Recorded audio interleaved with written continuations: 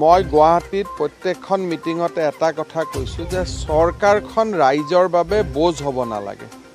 বিভিন্ন সময়ত লাইচেন্স এখন আমি ওলাব লাগে। মানুহজনে আগৰ পৰাই চিন্তাত পৰি যায় যে মইতো লাইচেন্সখন গ'লে মোৰ এইটো অশান্তি হ'ব, তাতকৈ মই লাইচেন্সখন নোলোৱাকৈ থাকি যাওঁ। আপোনালোকে যদি চাই বহুত মানুহে গাড়ী চলায়, লাইচেন্সখন ল'ব গ'লে লাইচেন্সখন নাপাব বুলি ভাবিয়ে তেওঁ দ্বিতীয় অফিচত নাযায়। কাৰণ গ'লে মোৰ সময় খৰচ হ'ব, টকা খৰচ হ'ব, অশান্তি পাম। তাৰমানে চৰকাৰখন সৰ্বসাধাৰণ ৰাইজৰ বাবে বোজ হৈ পৰিছে, এনেকুৱা এটা মানুহৰ মাজত ধাৰণা আছিল। যোৱা এক বছৰত ডিজিটেল যিটো গভাৰ্নেন্স, সেই ডিজিটেল গভাৰ্নেন্সৰ জৰিয়তে আমি মানুহৰ আস্থা বহুখিনি উভতাই আনিছোঁ।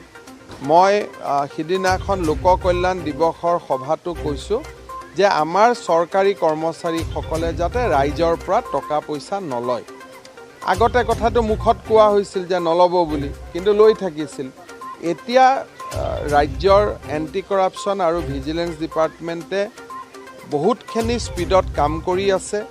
মই যিকোনো ৰাইজকে অনুৰোধ কৰিম যে আপোনালোকক যদি টকা কোনোবাই খোজে, আপুনি টকা নিদিওঁ বুলি নক'ব। কোনদিনাখন দিব ঠিক কৰি আহিব আৰু আমাক জনাই দিব। ঘৰত মাতিলেও জনাই দিব, অফিচত মাতিলেও জনাই দিব।